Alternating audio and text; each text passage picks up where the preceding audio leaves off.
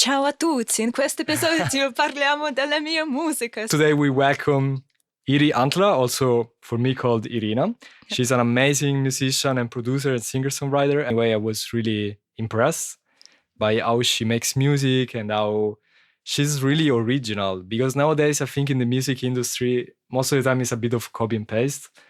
And I think I'm really happy when I meet a creative person that is just, I do what I like, whatever. Un po' di te, cioè, da dove vieni, che cosa fai? Sono un musicista, Sì? faccio la musica, faccio i miei vestiti, produco la musica, produco i video di musica. Ma dove hai imparato a parlare italiano? Well, mostly on Duolingo. Or also say from where? From where? Da Duolingo? No, also Montalbano. Also Montalbano, yeah. Yeah, guys, when she told me this the first time, I don't know. I didn't know what to say. I was really confused. So I just read a bit your biography and I was really interested. So then just read also that you studied fashion in St. Petersburg. Yes. And now you're doing music. Yes. So this is a bit a different path, or? Well, I wouldn't say it's completely a different path because it still has to do with creativity. I actually think that many musicians and also like many painters, they're not very creative, you know, so it's like they have the skills, but they don't really make something like new. But I always wanted to make something new. I wouldn't say that I'm like the most original person in the world. It's just She's crazy. but it's just I know many musicians who don't improvise, that they also that they only always need to have like some music notes that they can play from, and when you take them away, they can't do anything anymore. And also like people who make clothes, but they also just make something that already exists. They don't want to like make anything new. And I always wanted to make something new. And also I always wanted to be a musician, but all of the musicians that I like, they were also like kind of like creative in the way that they looked. And I was young and a little bit stupid, so I thought that I had to study how to make it. And also because that's something that my mom wanted to study when she was young. She supported me a lot, you know? So she was like, yes, do it. If you want to do it, you have to do it. But then, And I thought like, you know, that it's either you have talent for music or not. So I thought that I did have talent. And I thought like, yeah, of course, I can study fashion at the same time. I can also learn English at the same time. And I can also study music at the same time. And that was really stupid. No. But I mean, then I guess that most of your clothes, like the one you're wearing like right now, you also made that. Yeah, I actually made that. I made it for my music video, which is going to come out I hope in July or like maybe even in June if I'm fast, but... Yeah. Okay, so most of your official videos, like music videos, like you make your clothes, like you design everything then? Well, I don't start from scratch because I actually don't like to make like the base of the clothes. I also don't even have a sewing machine here. But it's like, it was just like a normal red top and then I just bought some flowers and I put it together and now it's just... It looks really amazing, guys. I hope this is possible to see it really well, but it's really cool, it's really original, and I really like it as well. So also today there is the final of Eurovision, and I think it fits. you could fit perfectly in Eurovision. I think I also think they should have taken You moved to Hamburg, right? So from St. Petersburg, you moved to Hamburg, and I read in your bio that you started to also play in the street. I want to ask you, what was your experience with busking in Hamburg, and why Hamburg? And Well, I mean, I did not plan to come to Hamburg at first. It was a coincidence. I just wanted to celebrate my birthday in a cool way. And we were waiting for the visa for my best friend, so I wouldn't go alone. And we just wanted to see some band in a concert, some band that we liked. And we just like looked who was playing. And then the Killers were playing in Hamburg. And that's why we came to Hamburg. I also like the Killers as well. Yeah, that's cool. Really nice. Yeah, and then we were broke. So it's like we were two students. But I mean, we could still afford traveling back then because it was a while ago, like over 10 years ago. And we paid, well, now it would be like roughly 25 euros for a flight from Finland to here, with 2 pieces of luggage checked, and where you select a seat and get a meal. Wow. It doesn't exist anymore. Doesn't exist anymore. Yeah, and as I said, we were broke, so of course we didn't stay in a hotel, so we used couch surfing. Yeah, and so I slept on the floor of my now husband. You know him. I know him. He's really a sweet person. Yeah. Hi. Yeah. Wow, that's amazing. And then you moved here. Then, like, you met him. All the love started, and then you decide to move here. Yeah. Well, it's just we were in a long distance relationship for many years, and it was one of the reasons why I started Busking, because I couldn't have a normal job. Because you can't just like be there and there and there and just like move all the time. And also I started Busking because all of the neighbors that we had in this small apartment, we had like only, I think, 30 square meters for the two of us. And the neighbors could hear everything. And whenever I would sing, they would just like knock on the door, or like, also I got like some notes with threats saying like, oh, if I hear you one time more, then... But yeah, I think it's also a really important topic, because sometimes I feel like I cannot sing or I cannot play really loud because I have a bit of anxiety, like me personally. Yeah. I perceive that sometimes. Well, you know, back in St. Petersburg, I always practiced with an amp. Wow, like a guitar amp? Or... Yeah, well, see, I told you I was young and stupid, and you know, I learned to play the guitar a bit when I was like 11 or 12, but it was classical guitar, and also I couldn't tune it, and nobody told me to buy a tuner, and well, it was terrible. It's like after like one day it sounded like crap, and I was like, well, what am I supposed to do? So at some point I stopped doing this, but then I wanted to learn the guitar again, and I bought myself a used Gibson SG. Oh wow, that's a beautiful guitar. And an amp to go with this, and actually I ended up selling those things for more money than they costed before, because you know they're in Russia, and now in Russia you can't get them anymore, so they're like something nobody can buy anywhere. And whatever. So I had a guitar amp, and then I was just like singing with a microphone through that guitar amp. Do you perceive any cultural shock from Russia to Germany in this sense, also music wise?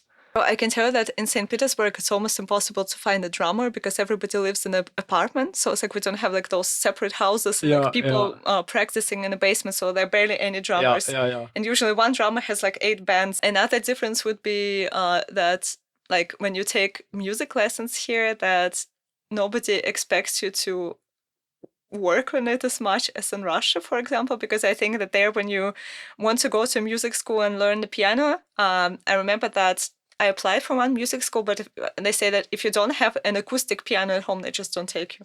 Oh. Because it's not like the right mechanics. That means that you'll never become like the professional concert pianist, so they don't even take you. Actually applied for like a university there, but it was like so much more difficult than here. I mean, it's also a good thing, but you know, it's like here when I was at the I was passing the exam to enter the music school. Like, for example, when they play the intervals, they would play the interval like several times. My examinator here, he was a little bit mean to me, and he played like, when it was like chord recognition, it was like supposed to be major, minor, and diminished, but he played 3 times diminished and 1 time augmented. and at some point I thought like, oh, they just didn't tune the piano. I just like the last one. This is mean. Yeah, and I just like wrote, okay, it must be minor. It's like he can't be that mean, but he was. Oh man. But in Russia, for example, the preparation year. At the preparation year, the expectation was that they play once the bass, and then all of the intervals from the bass, he would just like play like tuk, tuk, tuk, and then you're just like supposed to know it right away. And I also had a friend who studied composition in Russia, and she was like, oh, but that's not so difficult. She was like, yeah, like they wouldn't even like play like the starting tone, because everybody has goodness, what is it called? Like absolutes Gehör, like perfect. Like absolute ears, perfect pitch. Oh, they wouldn't even say like what note they start from, and then it's like 5 voices at the same time. She was like, I can write it down, like no problem. Honestly, this is really difficult. Like you should be talented, like you should be born with it. Like, can you train that? I guess so, but it takes a while to have a perfect pitch. Or maybe hears. I don't know. I don't have perfect pitch, but usually, like as I said, in Russia, the expectation is that if you're going to become a professional musician, quite often, if you start when you're 5 years old, they say that you're too old. Don't go to Russia. I also read in your biography that you went to television. Yes. And so where, and also Why? Well, it was a very old story. I was at DSD, so Deutschland sucht den Superstar, so it's like kind of like the German version of American Idol.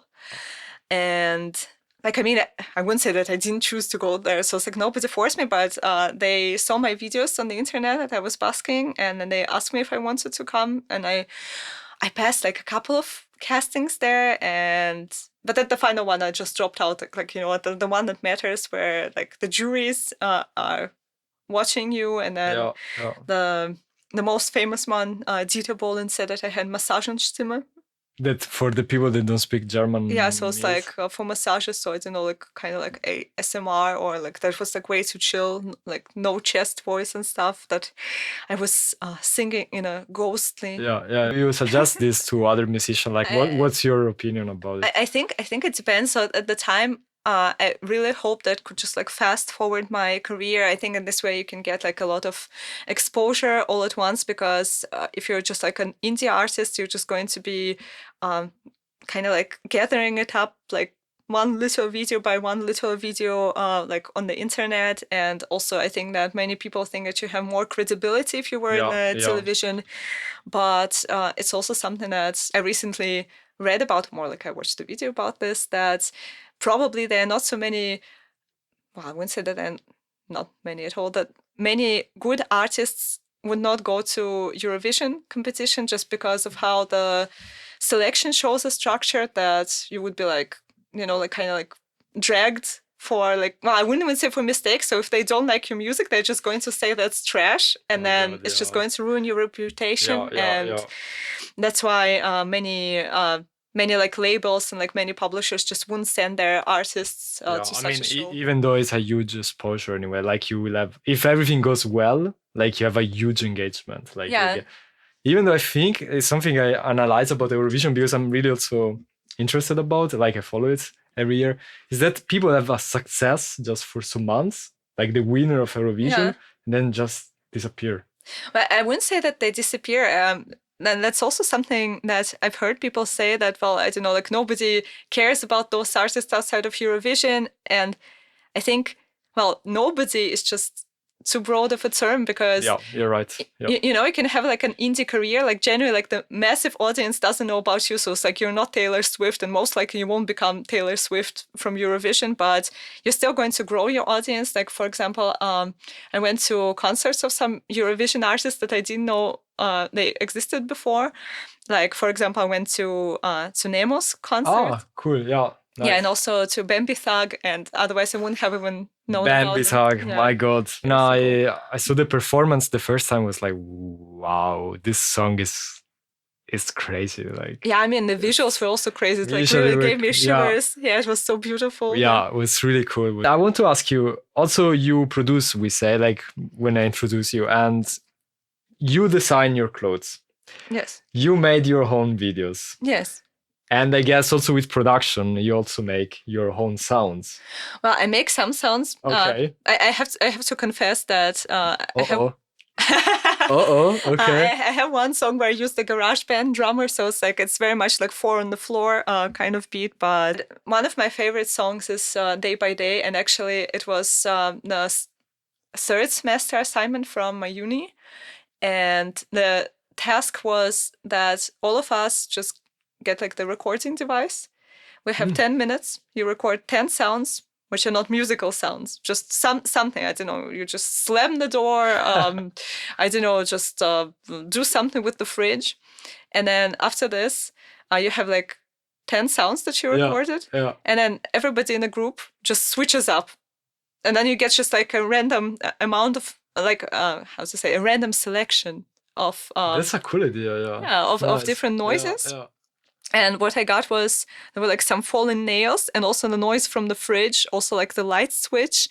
And I think it took me like 1.5 weeks to make like one pitched instrument that worked, because I was very new to this, to like sampling something. Yeah. And then there was like this grinding sound from the fridge, like, and it was very difficult to tune it. So it's like I made like an instrument with keys. And then it was always out of tune, so it was definitely like not the well-tempered clavier from Bach or something. It was like detuning, and the further you go, so it's like then I made it like kind of like I made the bass line like bit by bit. So I recorded like one thing, then the next thing, and I tuned it, then then another thing, because otherwise it was just like very weird. And then it only works like, I don't know, within like not even within an octave, probably like within a fifth. Crazy. Yeah, but it's like such a drilling sound, just like drills into your brain. And I made the chorus. Yeah. And then I made the whole song from chorus. And at first I just wanted it to be kind of like very active. And then I thought, what does it sound like? So what is the song going to be about? And then I thought it was going to be about like city life and how it's kind of like destroying your brain in a way. Because okay. it's like, well, you know, that's like, it's loud, it's bright, it's kind of fun. It takes a lot of your attention, but it also kind of sucks your soul out. And yeah. Can we say that in most of your productions, actually, you make your own sounds? Some of them definitely, and some of them definitely. Also, I wouldn't say that I follow like some kind of pattern to be like, oh yeah, I'm going to use like those and those instruments because it's going to be this and that genre. I usually just like mix some different things together. I have a thing for taiko drums from Logic. I usually sneak them in pretty much on every track, at least something, because it's like the taiko, like the big taiko drum has the biggest boom. Yeah. Seriously. Also, I remember you told me that you love Chinese percussions or something like that, Asian percussions. Well, taiko drums, yeah. And these are the but there's also like a set with the Chinese percussions, and I also sneak those in too. Yes, that's something that I really like. I mean, you release a lot of tracks already. Yeah, I think like 15 or so. Yeah. And I also checked the song Circus. Yeah. Yeah, and you're talking about the life of a single mom. My mom is a single mom, so it's like I grew up without a father. Okay. But actually, about my neighbor being very loud above me. So, I was just sitting in my apartment, in my old apartment. Like in St. Petersburg. No, here in Hamburg. Here in Hamburg. I live in a building that's over 100 years old. And then for several days it sounded like boof, boof, boof, boof, boof. Okay. And at some point it was like really getting on my nerves, and I asked my husband if he could just go and ask what's going on. And what? What was going on was that a new neighbor moved in, and it was like a single mom with her daughter. And she was painting the walls, and she was like kicking the bucket of paint around, like with her leg. And after that, she also like lived above us for like several years, and was always like very, very loud. So it was like boof, boof, boof, boof, boof. And generally, I have to say, it annoyed the hell out of me, but because I know like my mom is a single mom, she's also a single mom, so it's it's so difficult to raise a child alone, especially like my mom at least had her parents, so it's like my grandparents. So it's like during the day I would usually be with my grandparents, and they like most of them actually raised by my grandmother. Yeah, most of them raised by my grandmother, who was born in 1930. So I think it also shows I'm a bit old school. But this woman, she like didn't have like any grandparents, and I just thought like, although it's just so annoying, it's just so annoying. You can empathize that. Yeah, I can still empathize. Yeah, exactly. And I just reimagine this, because at first I was mean. I was like really mean. I was like, she's like an elephant. Seriously, it's like, who can walk like this? It's really like, and then I started like, heavy elephant steps. That's actually how the song opens. But then I thought like, well, although I know like, it's like some people say having animals in the circus is like animal cruelty, and I would not support this. But generally, when I thought about an elephant, I just imagined an elephant in a circus. And then I just thought that, like a day life of many of us, not just like of single mothers, it's just so many things that we need to like juggle. And also it's kind of heavy and it's funny, and that's the chorus section. Actually, guys, you have to listen to the song at this point. But like, there is a lot more behind the song. Yeah. Like, also sometimes it's really intimate. Yeah. It's crazy. Absolutely. Like, because you have to open yourself like in front of a huge audience. Sometimes people are listening you, sometimes they're not listening you, but still you're opening yourself. Yeah. And I think this is really something that we don't, as humans, people that are listening music, sometimes we don't get, because like all the artists we like or we are listening, actually they're completely sharing their emotions.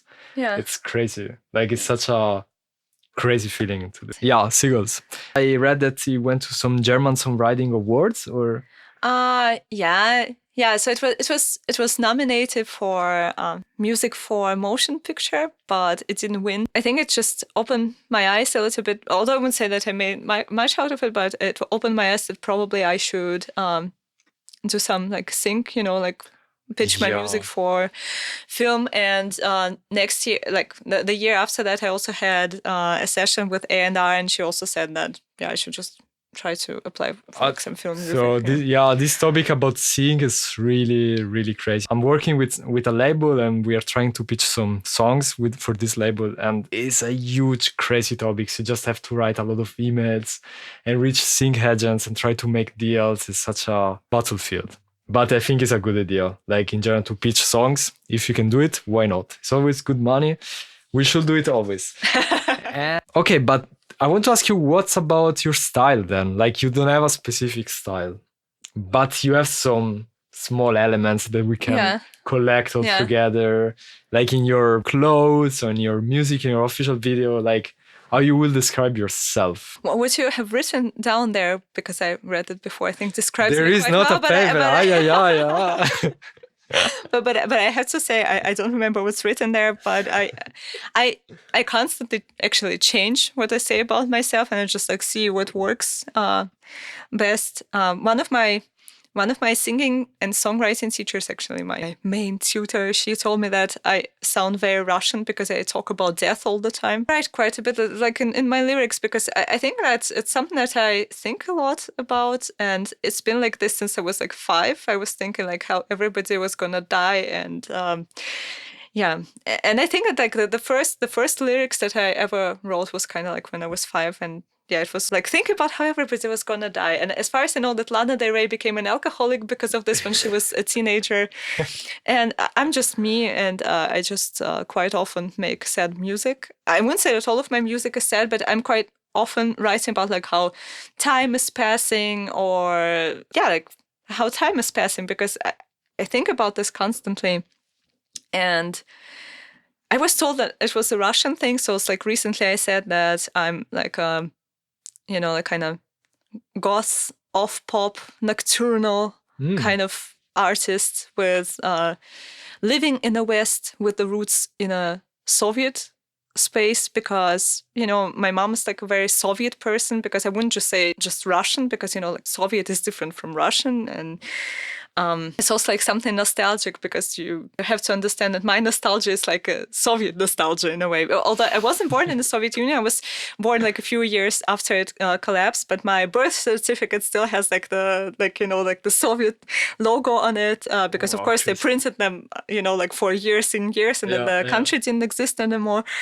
And also because my mom's like a little bit older, I grew up with a lot of like Soviet movies and things. So my nostalgia is like kind of like Soviet nostalgia. Gothic pop, alternative electronic. Yeah, it's just something classical Soviet somehow inside. I always have like some kind of like sense of nostalgia, even if I don't try to recreate it like by sounding 80s. But some people say it sounds a bit 90s what I make. How do you create your music? Like, how do you start? Like you just wake up and say, I do a song, or how is the process? Well, quite often I write lyrics first, and I have like stacks and stacks of lyrics, because everything that I think, I quite often just like write it down. I used to have a diary. I got a little bit too tired of this habit, because I was always writing in the morning. It would always just like take too long, because I'm like, I'm just going to write half a page, but then I would just write and write and write and write. Yeah. And at the moment, I don't have a diary, but quite often, when just like some thought pops into my mind, I just write it down, and then maybe just like write down a couple of rhymes. And quite often I just, it depends on how busy my mind is, but the busier it is, the more I write. And sometimes I write like, I don't know, lyrics for 2 songs a day, sometimes more than that.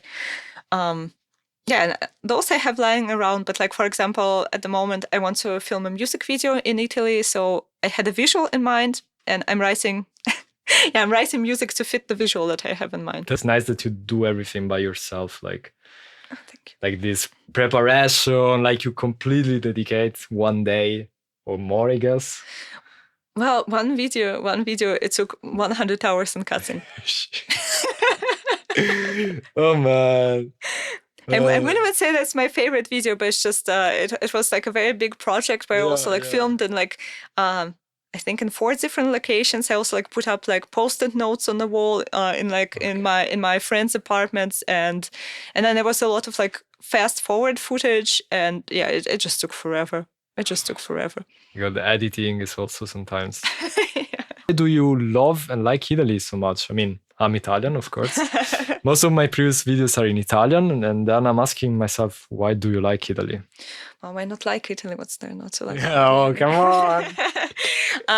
Well, actually, I always wanted to learn like several foreign languages. So I thought, like, okay, English I have, German more or less have, and then I thought I'd like to learn something else. But it was kind of like uncertain. I thought, do I want to like learn a Slavic language?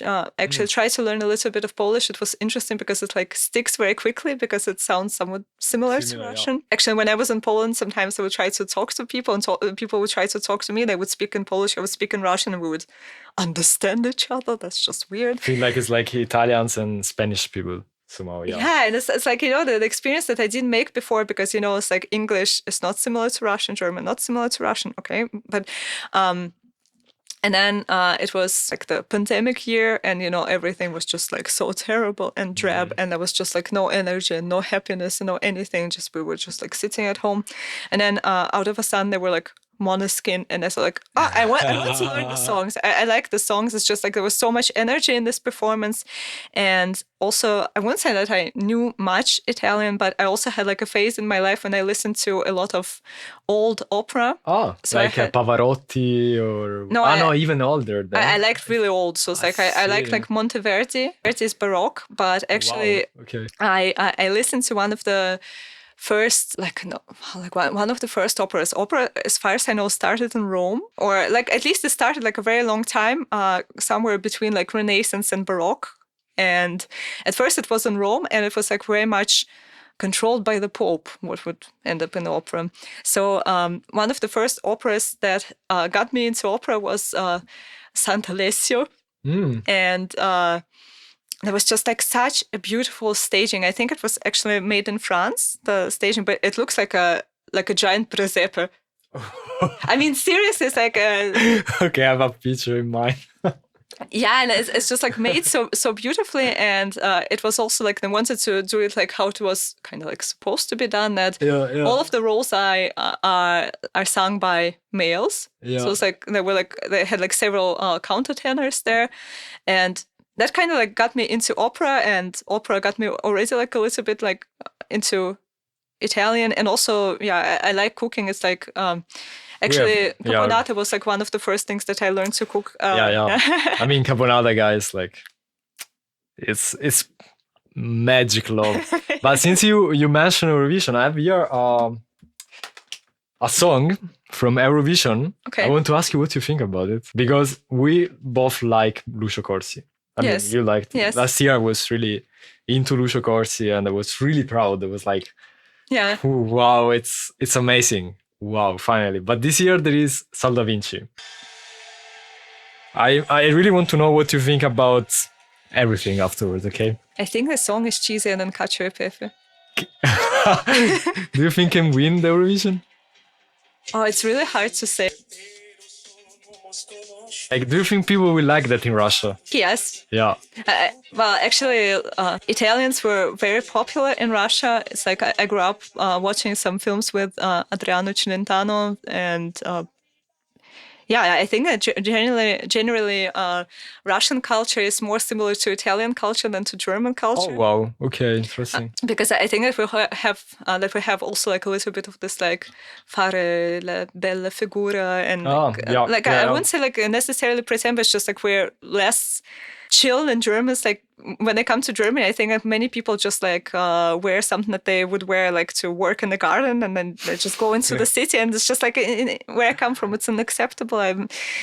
I don't want to judge. I mean, like I also changed a lot after I moved to Germany. It's like I don't wear high heels anymore, and I wouldn't say that I hate it.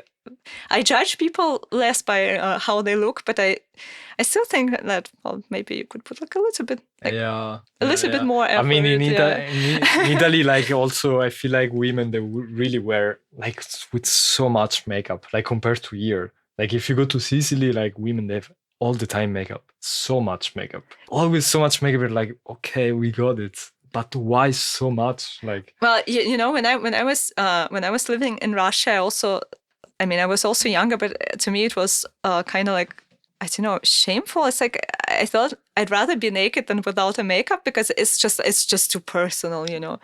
Crazy. Yeah, you know. And I mean, but also it fits your style anyway. Like you have a cool makeup. Like your makeup is really creative. Like it's.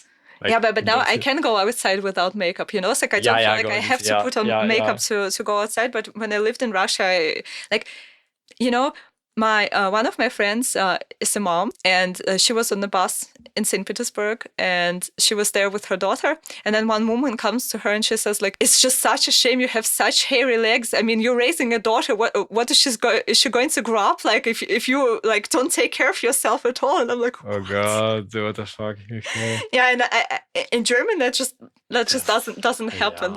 Yeah. And yeah, I think it's okay to have hairy legs. Whatever. I mean, why not? But in general, it looks really cool, of course. What do you think about this performance? Because you also mentioned Måneskin before. Yeah, I think that if he works at weddings, it makes total sense that he would write a song like this. But I mean, like as I said, I think that the song is cheesier than Cacio e Pepe. That there's more cheese in it because I mean, like, io e te it's about per sempre. Oh God, yeah. Yeah. It's really stereotype, I would say. But on the other hand, like for example, at a German songwriting awards, they have like a separate category, like music for weddings, and I think that's why it could work. You know, also many people get married in summer, so I don't know. Even if he doesn't win, the song is going to go far. I'm pretty sure that when I'm in Italy in like in 5 days, I'm going to hear that song. Yeah. I mean, this video probably will be released after Eurovision.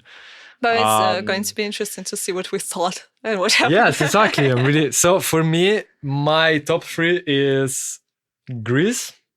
Yeah, the kitty. Yeah, it's crazy. I feel like it's a TikTok crazy thing. Italy, because I think it's really catchy. I don't remember if it was Bulgaria or Poland. Bulgaria was like this crazy dancing, you know? No, a lot then was like something really oily and crazy, and then the harmony at the end of the song goes flat. Okay. I don't remember now, but yeah, they are my top 3. I will search them. And what about you? Like, what's your prediction? Oh, I don't know. I really find it difficult this year. I wouldn't say that I have like a very clear favorite because, like, for example, last year, I really. Like, I remember who I voted for. I voted for Lucio Corsi. I also voted for the guy who won. But I didn't listen to the song all that much because, for example, with Nemo, I'm still listening to Nemo. I also like the album that they put out recently. It's a really nice album. Really, like, gave me like good vibes, a little bit of like Mika vibes, but also something of its own. But this year I wouldn't say that I have like a very clear favorite, so I can't even then what do you think could win? Like, I think maybe Greece could win, and I think it's like first time in many years Bulgaria also has like a very strong act, because it's just so weird. Also Italy could win. Like my production producer, he thinks that Italy could win, but although I thought I don't know. It's really catchy. That's the thing. It's a crazy song. Yeah. Yeah, but I thought it's like it belongs in the 70s or like in the 60s even. It's just like so old school. But to be fair, I think that when I watched who applied for Sanremo and who played there, I think that at least from the music videos I liked Che Fastidio. But my husband really likes the song. From Italy? The Italian song he really likes. You guys, we are just a stereotype country. It's I somehow like it and hate it in the same time. What do you think about, just the last question? Because in the previous video in Italian I talked about moving to Germany as a musician, and so on, etc. And I want to ask you, do you think it's a good idea to move to another country, so abroad, to make a music career? Do you think it completely makes no sense? Do you think that Germany is like a place where you should not go, then better UK or USA or whatever? What's your opinion about Germany and music? Like, well, there are like good things and bad things, just like everywhere. I think that as a musician, it's nice that there's like this GEMA and GFL that you can just like play and just get some money when you just like play in some venues. That's already nice. Doesn't exist in Russia. In Russia, also, you can't really. Well, I mean, you can make English-speaking music, but like it's just not going to go very far. Also, I think on your Instagram that all of the bands in Italy that they're supposed to play covers. I think it's the same in Russia that at first you start as a cover band.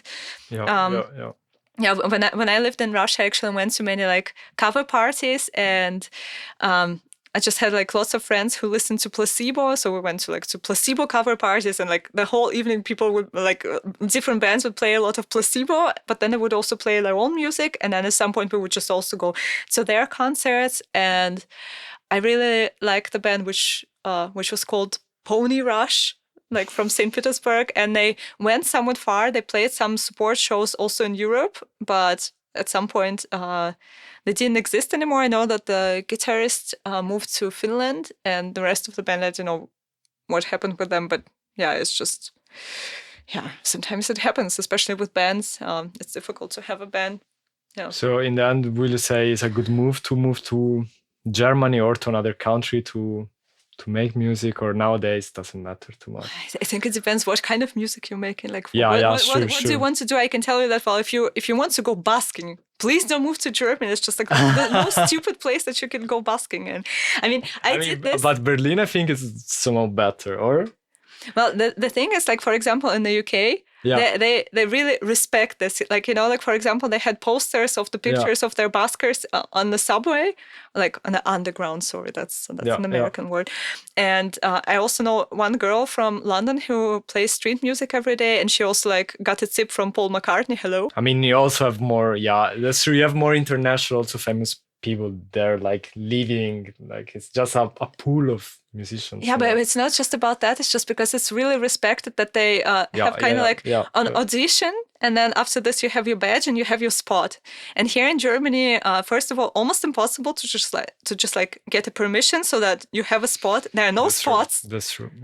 Yeah, there are like no official spots, and when you find somewhere to play, people complain. They call the police. Usually the police, they don't care so much, but I mean, if somebody calls the police constantly, you definitely cannot play there. So I'd say that in Hamburg, there are not so many places where you can even play. If you play with an amplifier, you have to register, and also if you, like, it's very difficult to register. It's like, it's really unclear where you can register, and presumably you're supposed to register for every separate day, and and then earn €5 from that. That's just a little bit weird. Yeah.